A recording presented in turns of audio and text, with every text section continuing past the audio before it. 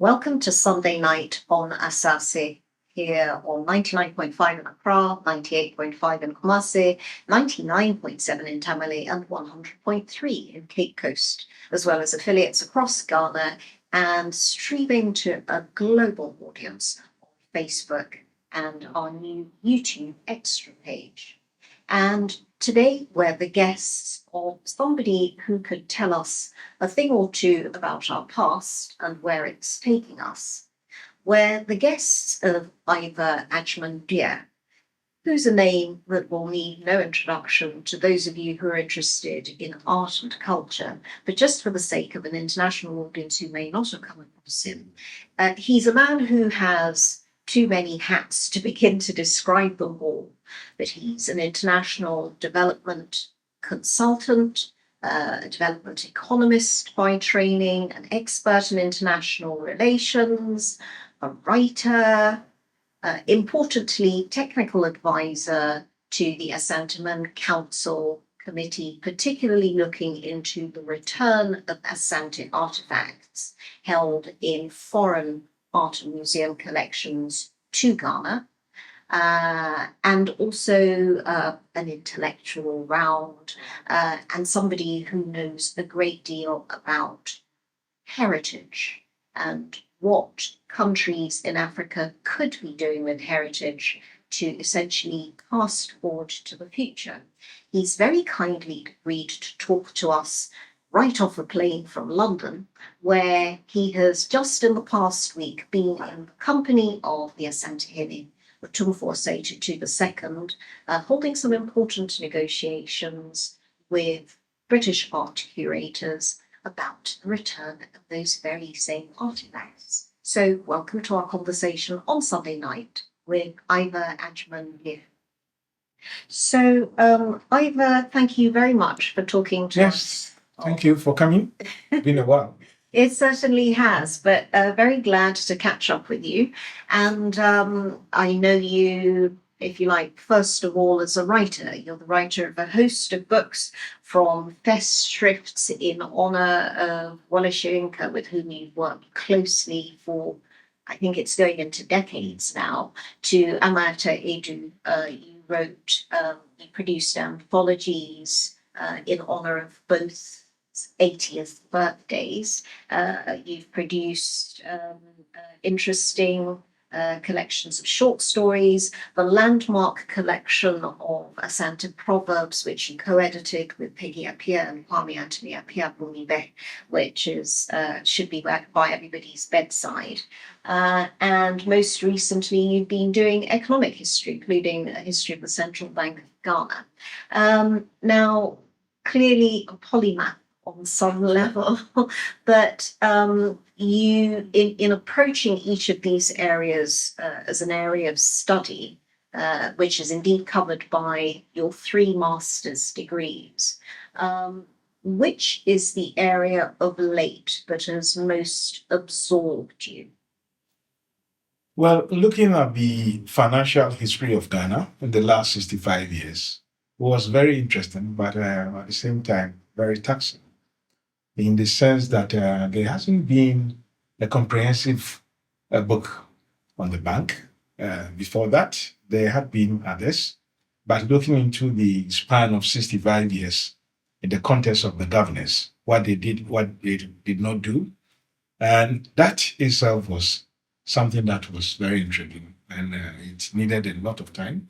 It needed a lot of research, which took me also to England, to other archival institutions across the UK, and basically talking to people in Ghana as well, looking at some of the things that your dad, J.H. Mensah, wrote, and what others, past governors who are alive, those who are before us, also wrote and did, and their families. So that was very extensive. That took a while. A 600-page book that tells you the length of time that will go into that and the amount of work that will, this will be listened to. Then you think that, well, after this, I wouldn't want to go into another extensive work like that. Mm. Then there's nothing comparable that's already been written. There have been some other books of the bank. Professor Ibrahim Sumut, I think on the 50th anniversary of the bank, but that was specific to an anniversary, sort of commemorative edition of what I'm calling on the bank. That was 50 years, but this was 15 years after that. So it goes beyond just the commemorative edition to look at economic policies around the regimes, whether military or democratic, coming elected governments. So it's also just not about financial history, but a general economic history of the country. I must say some of the primary materials were good. I got some very good materials at the Lord Badmore Library. I also went to the National Archives. I got some primary materials there that were also very useful. Newspaper cuttings, magazines around the period, 50s and 60s. But then I also traveled to the British Museum, again, the British Museum, because I was working on currencies. I needed to find out what they had that we didn't have here. And I got a couple that we didn't have here. So it sort of complemented what was missing from our side. But there were details, correspondence between the Bank of England and then the Ministry of Finance at the time, because the bank was actually set up on the model of the Bank of England. So the officials that came to help set up were from the Bank of England. The first governor was from the Bank of England.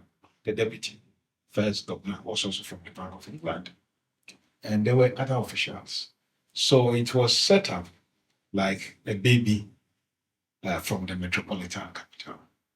And second governor was a German professor of economics. That increment brought down. So the bank's history, post-colonial, is very interesting in the sense that it was also cosmopolitan by way of attitude, by way of the personalities who were. Now, you're somebody who is steeped in history, shall we say, because you were born into a family in Kumasi, where your father had very close links with Minchia and was also, as I understand it from talking to you, involved very much in historical research. Indeed, that's partly connected to your own name. You are not Ivor by accident. You are Ivor because you were named after another very famous Ivor, Ivor Wilts, Yes. the Anglo-Ghanaian historian who is famed for his groundbreaking work, particularly into Asante culture and history. Can you give us an impression of how that shaped you growing up? Yeah, by some coincidence, he was my father's best man at my parents' wedding, and I was named after him. And then he went to the University of Wales, and then I ended up also going to the University of Wales by accident. So I will spend a couple of weekends in Camaldon, near a village where he had retired to after he had left the Northwestern University, and after years at Cambridge and also at Oxford. So, growing up in this environment outside of the country and before then, growing up in a home where there were many books to read, there were many research papers to look at, even if you wouldn't understand them at a particular time. These were the snippets of inspiration in terms of laying a background for my own professional work later on. But the background was interesting, intellectual in nature, but also born into a family my paternal side had come from Seychelles, where my grandpa, then Asante, had been exiled. And so my grandfathers were born there, and then they came down to Accra later on when they were in their 20s, as the British policy at the time changed, that those who lost their parents in exile, as in Seychelles, could then be repatriated to Ghana. So they came, and then they went to Achimota together with Furiata and others at that time. So that was there as a source of inspiration, and one of them even became a lecturer at Asaase, School of Oriental and African Studies, teaching linguistics. One of the returnees. That is one of my grandfathers. and who was also at Durham. So they got some of the knighthoods, okay, which they were very proud of at the time.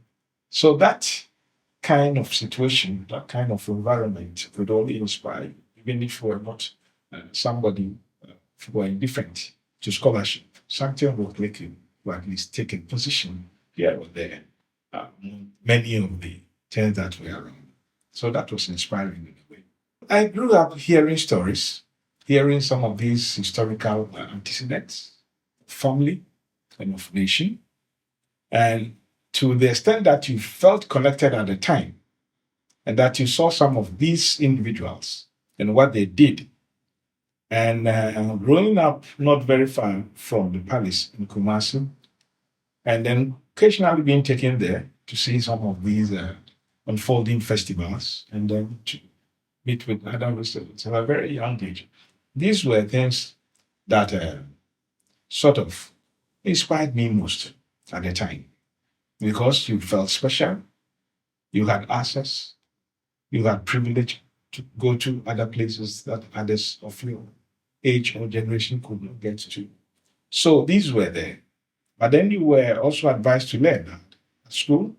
You were also advised to be interested in history, not just family history, but history, the extended history around you, national history, and even your Pan-African history, as it came to be known.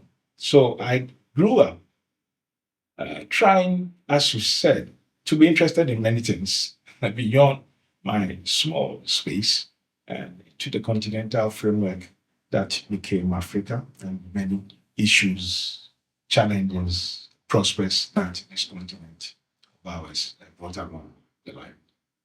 So, in other words, you didn't see your studies in development economics as being in any way separate from your interest in culture or your interest in history. You're the holder, I believe, of 3 master's degrees. The first, which you mentioned there, which you acquired in Wales, University of Wales, when you spent that time with Ivor Wilson, and 2 MScs, one from School of Oriental and African Studies in London, and also from the London School of Economics, where you have an MSc, I believe, in international relations, the history of international relations. To you, was it all part and parcel of a cauldron of things that encapsulated Africa's history and particularly Gold Coast Ghanaian history? Well, I would rather say that heritage, whatever dimension is looked at in the context of culture, whether it's called heritage economics, whether it's called cultural economics, was what sort of started all this. And to the extent that these are all part of development economics, it dawned on me with time. And as I got into work and as I found myself in places, I realized these were all coming together. And they came together nicely because one, heritage was something that I grew up in. The cultural setting was there for me. And the cultural setting was not just cultural setting of the periphery of drumming and dancing, but also what was in it that could add something to another in terms of daily living. How would people who are into the business of culture survive? How do they do that? You can't just be in the frontier of drumming and dancing, of history, but then the cultural economy of the society that one was born into was equally important. We're not only looking at tourism or the tourism revenue or receipts, we're looking at what could be added to the culture you have that will bring growth, that will lead to national revenue going up instead of down. So if you have that culture that is very basic, that's not adding value to everyday existence for those who are in it or those who are interested in it, then there is also an extent to which it's stagnant. And culture should not be stagnant. I think it should run in whatever way, in whatever dimension. So I've been interested in that. And I've been interested in how to grow that, whether it's documentary filmmaking, whether it's adding value to what are the cultural export products, products that we export culturally. This that can move out of this. So these are things that have been of interest to me, not only from Kumasi or Ghana, but I look at it even in the British context. I'm a big fan of the British cultural institutions. Very impressed with the way the architecture of that institution is. What goes into it, what is invested in it, and what comes out of that investment.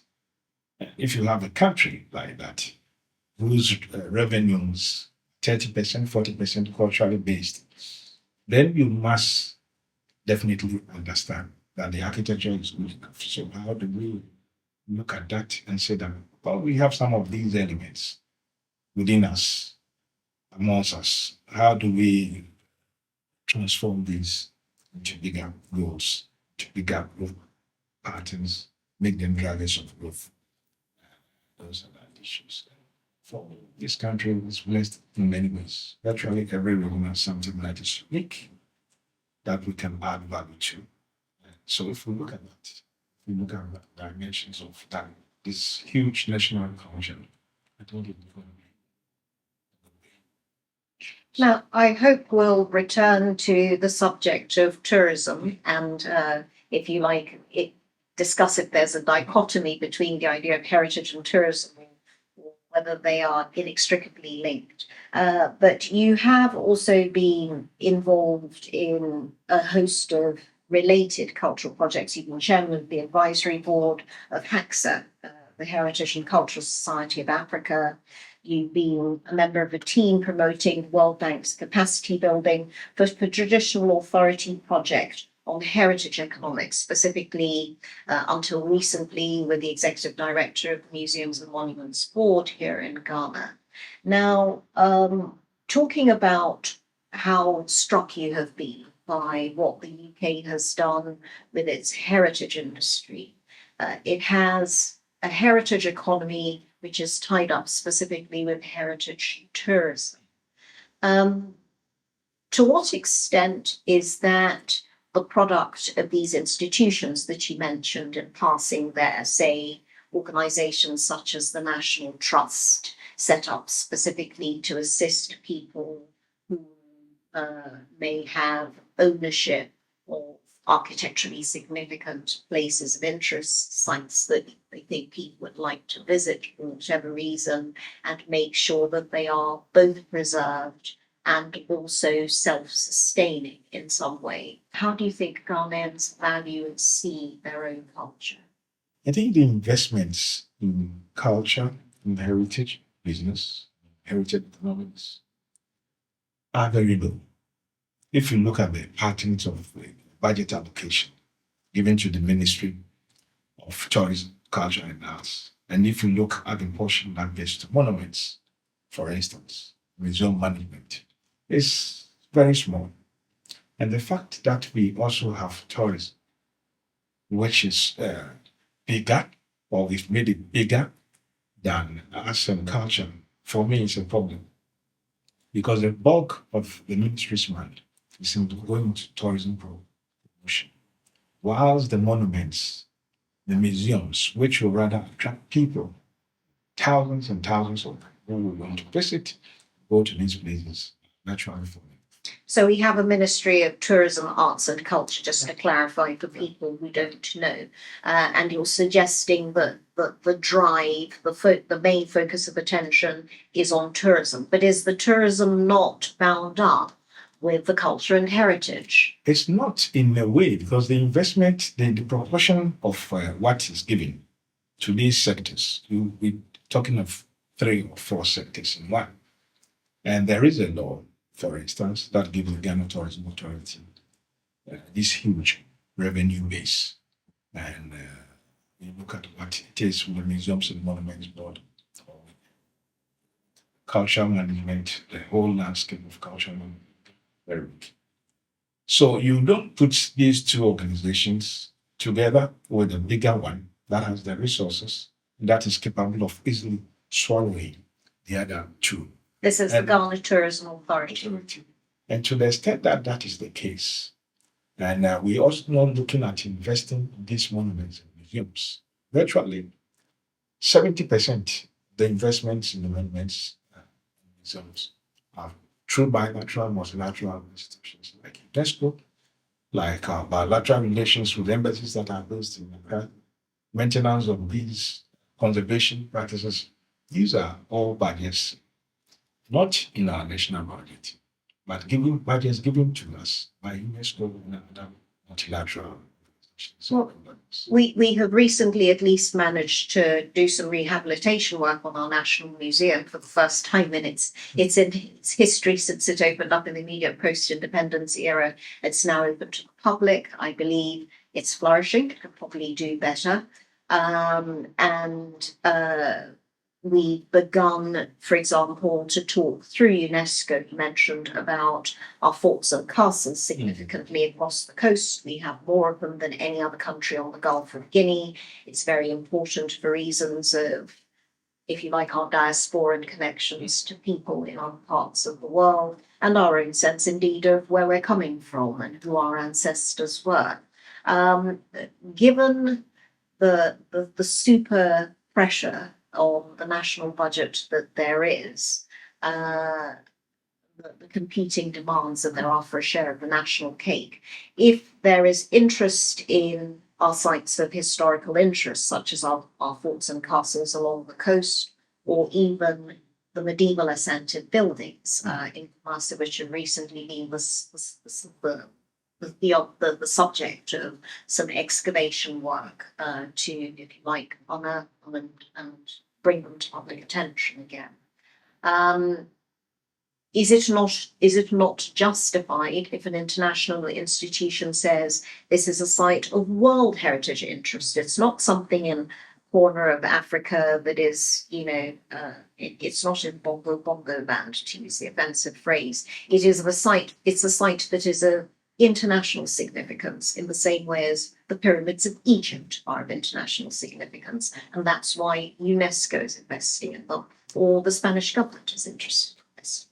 Yes, we of course we membership of UNESCO, so we are entitled to some UNESCO funds and grants.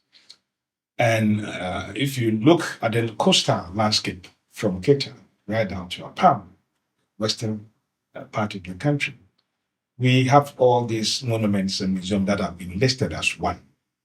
And if you add that to the Ashanti traditional buildings, which are 10 in number, we have 2 UNESCO monuments sites in Ghana.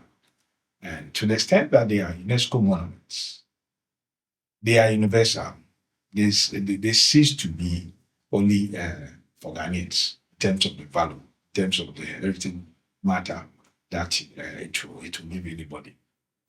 But then that budget, that support that is coming from UNESCO, that support that is coming from the other multilateral institutions, bilaterals, may not be enough to ensure that we have good conservation practices. So from Curator right now to PAM, you find out that many of these monuments are not in the state that they should be. These are medieval monuments we're talking about. They need special conservation practices. We need special conservators, sometimes from outside of the country, to do that.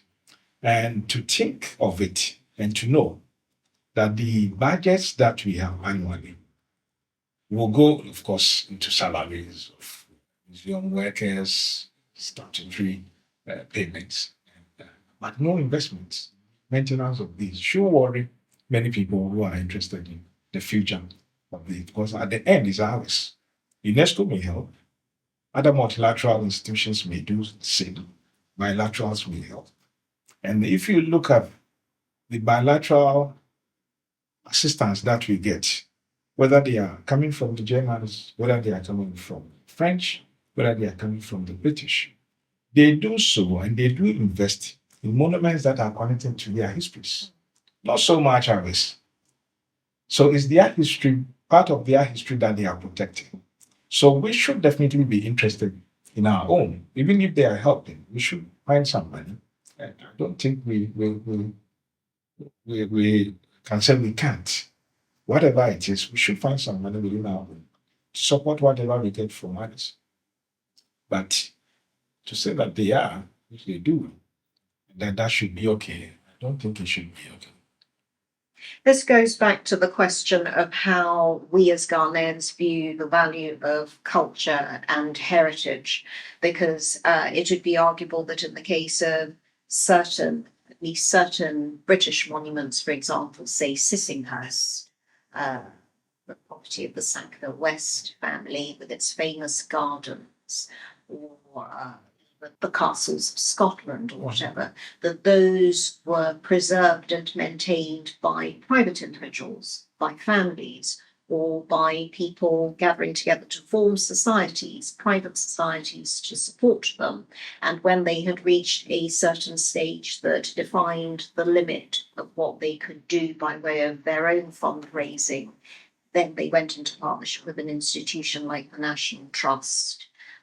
But we can't put all the onus on central government to do that to us. Do you get a sense of any kind of change in the Ghanaian cultural landscape that is encouraging individuals to invest in culture and heritage that might not even be necessarily connected to one person? So the situation is better than it was 20 years ago. Now we have private galleries opening up around East Legon, cantonments. There are many of them. That's specifically fine art, though. Fine art, basically fine art. And even there, we're losing contemporary art products.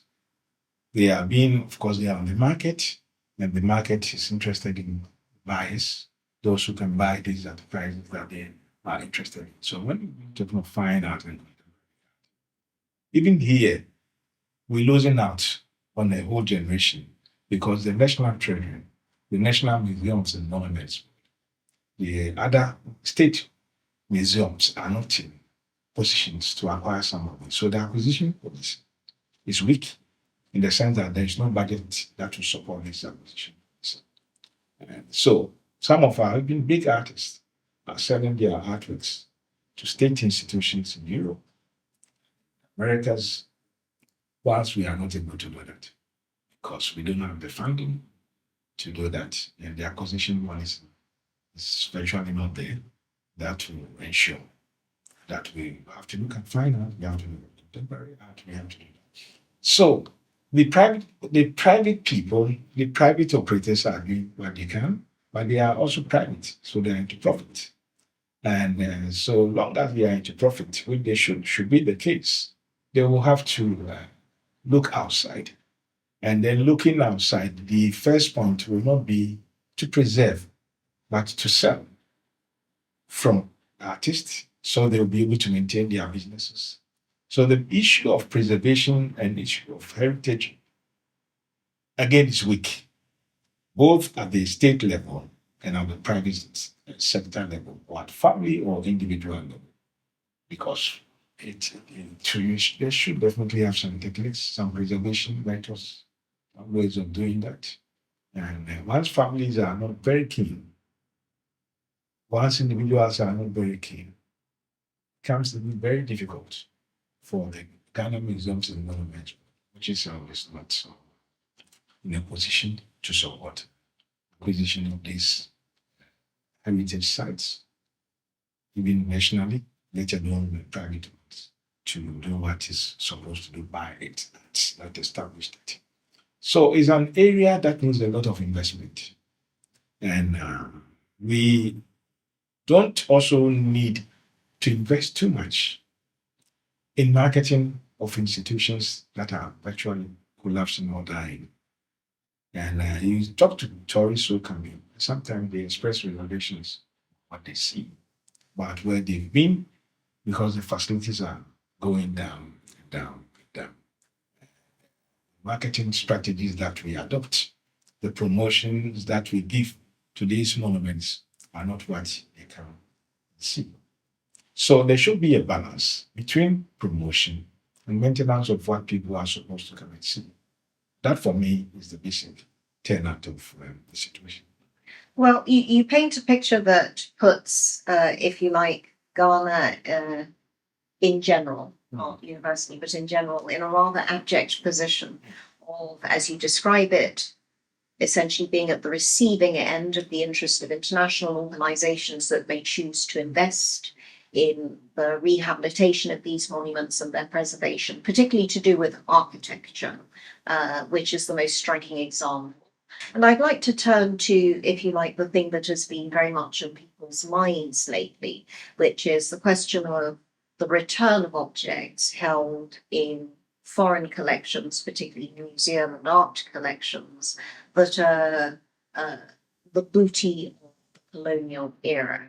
Now, of course, in the case of Asante Man, through the period of the Anglo-Ashanti Wars, as they're referred to, the conquest of Kumasi, the sacking of Kumasi both in 1874 and in 1900, through various processes and just random soldiers, British colonial soldiers, wandering through bits of Ghana over the period of our colonial history. Many objects of value have ended up in foreign collections. A major focus of interest for Asante Man and Otumfuo, the Asantehene, particularly in the lead up to his Silver Jubilee next year, 2024, which also marks a number of other significant anniversaries, recently went along with you, offering him expertise and technical advice, and approached the British Museum looking for the restitution of certain artifacts held in the British Museum collection. First question, are the most important objects that you know of, art objects, symbolic objects, artifacts taken from Asante Man, particularly in the 19th century, are those mostly in the collection of the British Museum, or are there other institutions in the UK that might also be of interest to you? There are some royal regalia at the British Museum that were taken after the Third Anglo-Ashanti War of 1874, which will be, whose anniversary will be next year, 150 years war. So these were royal regalias that were taken. But around 1900, others were taken. That was when there was great disorder in Kumasi. Prempeh was on his way to exile, and the structure, the political structure of Asante was virtually falling apart. So systems and security issues with regards to the safeguarding of these royal regalias and other artworks were in jeopardy. So some of these were taken around that period as well, that's around after 1900. Some of these are also the British Museum. And then we have some of the color art of the other ones, the Victoria and Albert Museum and the Wallace Collection.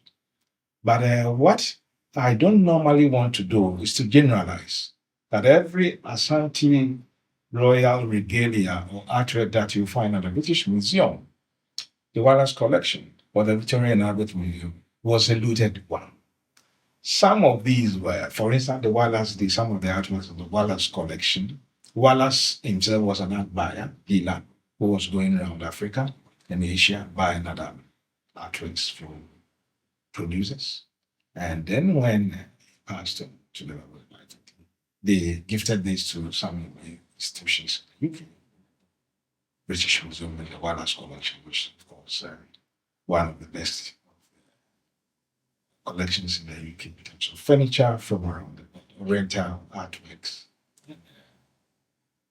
So these are there. And some of these artworks were also cultural exchanges between the palace in Kumasi and the British monarchy at the time.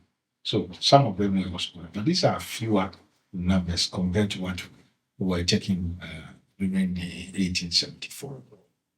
So we looking into it, we're looking at the histories of these objects, and then once these are done, we will then be able to, well, these ones that obviously the majority of the items were taken after 1874. These are clear evidence to that, and also the 1900 ones. So But there must be specific artworks in which you're interested. I mean, I've heard of, for example, the gold mask of Nana Kufi-Karikari, who I believe is the Asante Hine, during that, what you would refer to as the Battle of Amwafo, 31st of January 1874, whose 150th anniversary we'll be celebrating soon, which was, I believe, a gold mask that he used to wear to war. It has great symbolic significance to the Asante people. It's held in the British Museum's collection. There's a wooden stool, I think, from the Wallace collection that you were referring to. Daggers, there are necklaces, or charms, and many others. Some of them were for ceremonial usage. These were ceremonial, royal ceremonial items, and others were not. Others were for decorative purposes.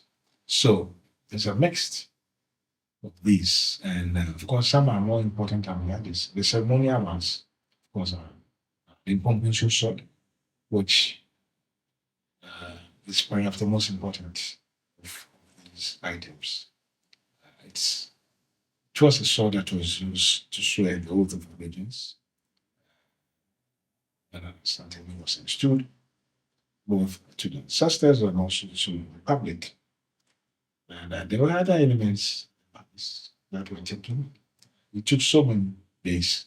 As Judith Marta, the German art historian who has documented these artworks in Ghana, and was able to track where many of these went to around Europe. The PA datases for about 300 pages. So all the museums that these royal regalias went to,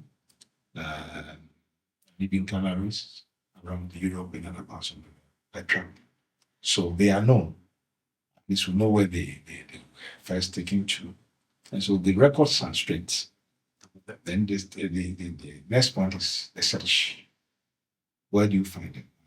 Then some are missing, which probably the case. There's some of them that we can only have, which is also the case. Because inevitably some of these things would have entered the world of private art dealing, as you say. And the range of objects is almost bewildering. I mean, you have if you like, the big symbolic objects such as the mask of Nana Kufi-Karikari. But I also saw a picture from the British Museum of 5 gold beads taken during the looting of Kumasi in 1874.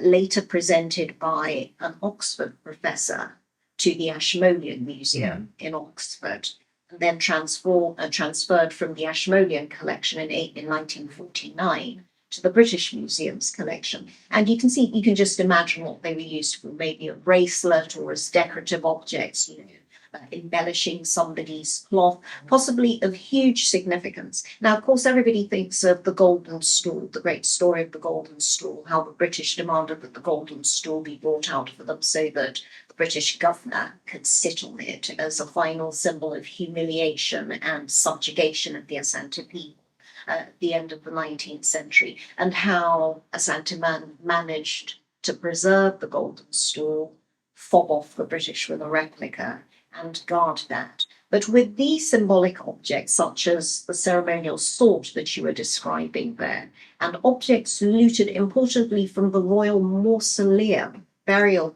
place of Ashanti kings, is there a sense in which Asante man will never be complete until these goods are restored to them?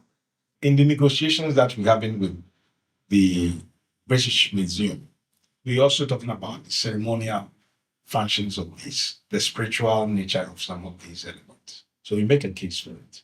Why it will be better for these to get back to the origins than for them to be seen as museums. And then the issue is these were functional objects for purposes, not created as works of art. But when the sort of transform to artworks, as the British will want to have them or interpret them, then that spiritual aspect of it is lost. We don't see some of these as artworks or objects. We see them as spiritual objects created for specific purposes, ceremonial prayers, and other functions of state. But there's craftsmanship involved in their making. So would you not say we also appreciate them as objects of beauty as well as function? Definitely. That is the part of it that is also critical. But at least then it gives you an idea about the craftsmanship of the time. Who were they? How sophisticated were they in terms of their artistic creations? Those are the other things that these will give us. But you're suggesting that the disagreement about how the objects are perceived is a sticking point in, say, the discussions that you've been having with the British Museum, or is it not a stumbling point? No, it's not. They've been very understanding. We've been discussing that, as I said, we're negotiating, talking and discussing these matters. And so far, we haven't had any obstacles in terms of they understanding us and others also understanding the limits and not the other way of the British laws of antiquity. So we operating in different frames, and with time we will see what resolution we get to or what compromise we get to. Well, the different frames is the thing that worries me. Now, you've been literally there at the table negotiating Asante case because the Asantehene would very much like the restitution, at least, of some of these objects for his silver jubilee, and generally for, if you like, the benefit of Asanteman going forward in general. You can't obviously reveal full detail of the negotiations. You've got another round coming up next month. You just come back to Ghana literally yesterday from your last set of talks. But you seem to suggest that they're going in a positive direction. On what basis, though, would the British Museum generally be looking to restore these goods to the people of Asanteman? We understand, for example, in relation to other artworks, for example, the Magdala collection looted from Ethiopian churches in Magdala in 1868. Those objects were given back to the Ethiopian government, their early Bibles from the Coptic Church, priestly garments and other accessories used in religious ceremonies, in Christian religious ceremonies. But those are being loaned back to the Egyptian government. They're not being given back. There is, I believe, the UN Resolution 3187 about restitution of works of art to countries victims of expropriation, which was agreed in 1974. What has been the effect of that? That's an international resolution to which presumably all member countries of the UN sign up to and agree to the terms. What are the mechanisms, legal and otherwise, that you can call on to call for the full restitution of some of these items held in foreign collections? Well, again, it's a very interesting but very complex question. If you go back to 2,000 years ago, to when Rome was an imperial capital, and the wars of conquest that they engaged in and what they acquired, and what eventually became Roman architecture and art, you realize that there was some level of cultural appreciation, taking artworks and creativity of other peoples within the Middle East, what became the Ottoman Empire. These elements found themselves in what became the Roman architectural history and art. When it came to the Greece, to Greece, it was the same. I mean, imperial, and then what they got out of it, and then the European powers that emerged around the 1800s. So proud to that, and the colonial regimes that spread across Africa and what they acquired, especially in the 1870s when the British seemed to have a policy of destruction, cultural destruction. That it didn't matter if it would lead to cultural bereavement by the indigenous people. But around the 1870s was when the people, what they became the Minimos, became a big issue. These were palisades that were taken away. It was around the same time, 1874, that they decided that there should be destruction of some form of iconoclasty, looting of artworks, and then the destruction of the service, and things that went beyond just contempt for cultures of other people into making profit out of these cultures at the same time. Or do you think that there are models that are emerging of return of goods, particularly to sub-Saharan African countries or North Africa, that work for you from your point of view as an international cultural historian and preserver of heritage? I think that, of course, there are international laws governing these issues, but there are also national laws that are competing with these international laws. And to realize that whether it's in the United Nations, the General Assembly, the Security Council, or even at the UNESCO, it's the same big powers who are being accused, who are running programs, who are interpreting how these things should work. And it becomes very difficult to get some of these things fulfilled. The loan agreements with the British, for instance, these are cast in stone virtually, and it will have to take the Parliament, the House of Commons, to change some of these laws, which will have to then go through the House of Commons to get another level of agreement. And the way it is, and the way things are, it's most unlikely that these will change anytime soon. You don't sense African countries' ability to make a moral case for the restitution of these goods in a way that resonates with the countries, the people of these countries that have acquired these goods through a process of colonialism. The Benin bronzes recently, we've heard a lot about those, and it seemed that the problem of restitution didn't lie actually with the European end of things. The problem of restitution lies with Nigeria. No, it depends. The moral argument has always been there. And I remember the Organization of African Unity, that is the African Union now, setting up a historical committee that involved Professor Dubois, Ali Manzuri, Jacob Ajay, to look into these issues of reparation at the time. That was the terminology that was most fashionable at the time. So they were meeting. They were meeting at the African Studies Association conferences annually. And they had the backing of the organization, that's its continental body. Visitations were made to European cultural capitals. Discussions were held. Moral arguments were made.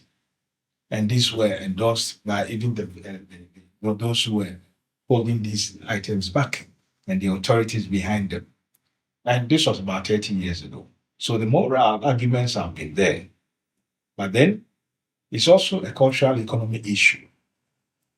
If one succeeds, it means the repercussion for others to call for return of their items, whether from the British Museum, from the Victoria and all those museums. Like that. The museums in the UK, for instance, could be depleted of many of these hundreds of items that they hold, and which is making it a repository of the cultural elements of the world. An empire that at its peak was controlling more than half the world, and having all these elements within it is a huge enterprise we're talking about. It's a huge cultural question we're talking about. It's a huge economic development issue we're talking about. So why did it work in the case of the Benin bronzes? Because as I understand, those are just to be restored to Nigeria, not loaned back to Nigeria. The dispute being about whether they're to be preserved and kept by the Oba of Benin, whether they're going to be housed in this new national museum, Benin culture designed again coincidentally by the Benin bronze that were taken back were those that were in Germany. Many of these were in Germany. So they were taken from Germany and then back to Nigeria. And one or two others from Cambridge University, which was going back to Nigeria. But if you go to the British Museum, you still have many of those Benin bronzes. But I thought those were the ones they're in the process of returning to Nigeria. They've been in the process for a very long time, and it's always in the process. So it takes a while, and arguments may come up. Certain things may retard. We never know, but we hope that with time based on what you're talking about, that moral force. And not even that alone, but other forces may come up to compel those who have them to release them. But time. You're a bit mysterious about what these other forces may be. Well, not forces, sort of mythical forces, but change of global situations, some level of repentance, maybe, from those who have the power. And I'm sure as we get along, and as these cultural developments, other issues come up, I'm sure time. But we shouldn't also look at just the return of these royal regalias or artifacts or whatever we may call them. We should also start thinking about preservation methods. When they come eventually, would we have the capacity to ensure that they've been away for 150 years, they've been away for a century? When they are finally returned, will there be the capacity to preserve them where they're supposed to be conservation? Would we have that capacity? If we don't, as we talk of them now, we should also be looking at techniques, training, and how, if we get them, we will be able to ensure that we are able to keep them for as long as they have been able to keep them. That is a very important thing. That's a very important thing that we should also look at. I know there are plans for the renovation of the Mencia Museum, in which a technical expert who is British, who has been assisting in the negotiations of the British Museum, Professor Malcolm MacLeod, I believe, has been involved. He's been involved in the planning of the Mencia Museum. Can you give us any kind of inside track news about what the plans are for renovating the Mencia Museum? Professor MacLeod used to be the keeper of ethnography at the British Museum some time ago, many years ago. He's now retired. He's a trained historian and also vice principal at the University of Glasgow at one point. And he was the one who also led the establishment of the Mencia Palace in 1994. So he's my co-technical advisor to the palace in terms of the negotiation of these objects. And the museum is being done now. Some expansion works are taking place. It's bigger, about 3 times bigger than it used to be the case. So the architectural designs had been of the type that will be able to absorb many of these things should they come. And even to acquire many more objects that are within and outside of Kumasi and Asante and Ghana. So once it's reopened, which I'm sure will be soon, it will be a completely new museum with all the safety measures that a loan agreement necessitates should be in place.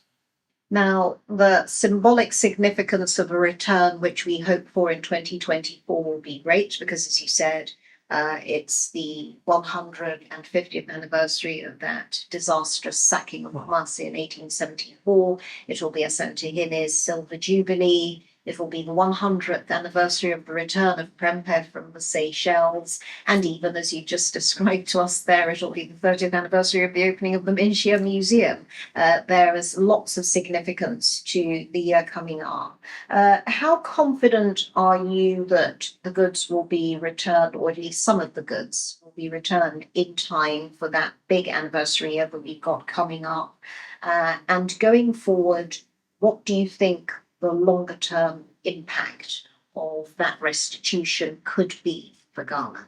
I'm very confident the way we're negotiating and the way the negotiations are going, that there will be something to at least look up to for the celebrations in this year.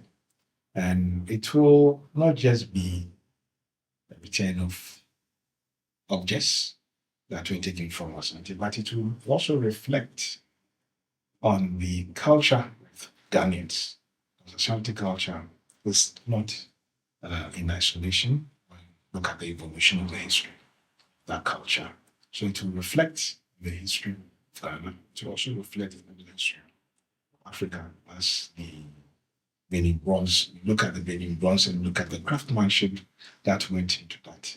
You realize that these were Africans, just like the craftsmanship that went into the creation of some of these artworks, just that were taken from us. Some of the techniques were also borrowed from other parts of the country, that is colonial, pre-colonial Ghana. So it's a reflection of who we are as a people, and in that sense goes beyond an ethnic composition or a geographic location.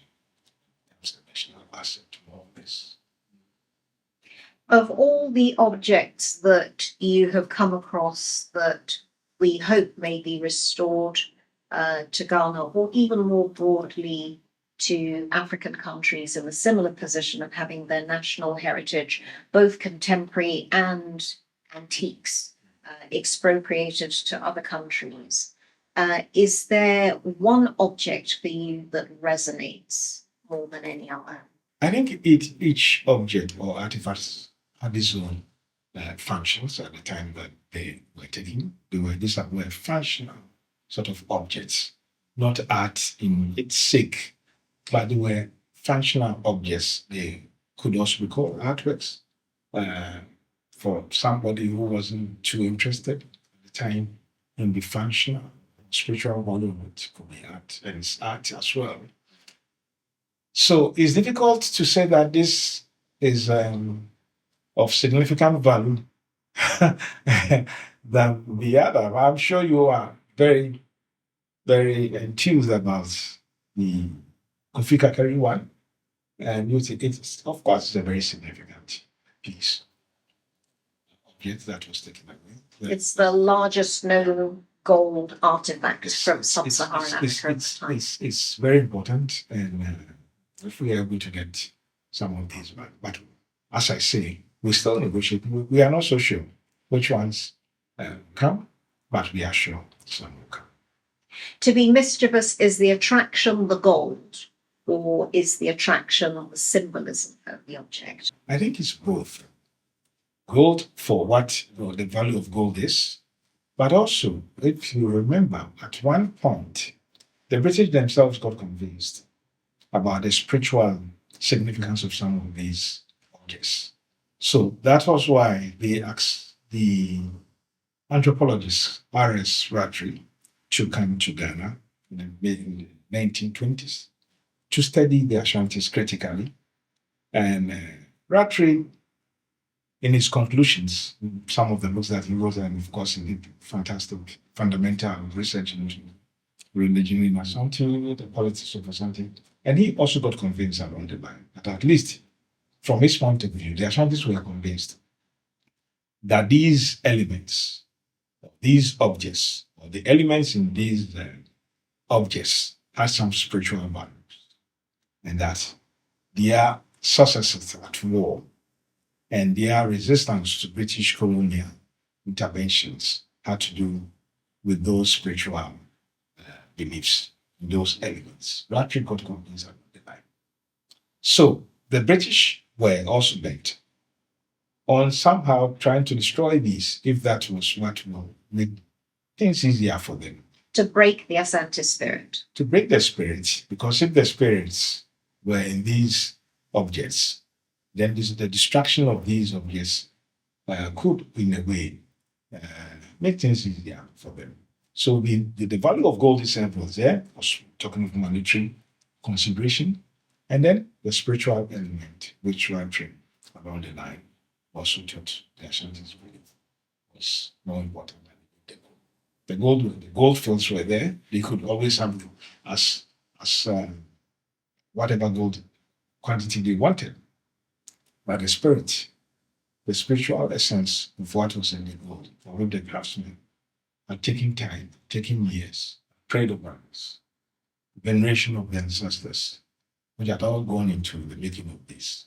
That was more important to the Ashantis than just the gold. And I think along the line, the British also came to accept that. So it's both. We wish you the very best with your negotiations and hope that we will see the restitution of at least some of these items of historical significance to Asante Man for the benefit of Ghana and indeed Africa. So our great thanks to Ivor Agyeman-Duah for talking to us about his work as an archivist, cultural campaigner, negotiator on behalf of Asante Man and Ghana in general, and for his insights about the restitution of African heritage, Gold Coast heritage, and what we need to do to preserve our culture. He has been our guest here on Sunday night. Our great thanks for joining us for this very interesting conversation, which I hope you will also join in. Send us your comments in our Facebook stream, WhatsApp us. We'd love to hear what you make of the ongoing drive to try to restore our culture that may have left our shores for reasons of colonial conquest. Thank you very much for joining us on Sunday night, where we've been talking to Ivor Agyeman-Duah. And our cameraman helping us today has been Gideon Sumwa. We've had logistics from Mauton Chiagba. We've also been assisted in production by Atu Brown and Sam Langson, who very kindly provided the footage of Asante Henga's visit to the UK and his visit to the British Museum. And I've been your host, Nana Almenza. This has been a conversation which I wish had carried on for another couple of hours, but time is fast spent. Thank you very much for joining us on Sunday night. Join us again next week at the same time for more tales of this wonderful continent we call Africa.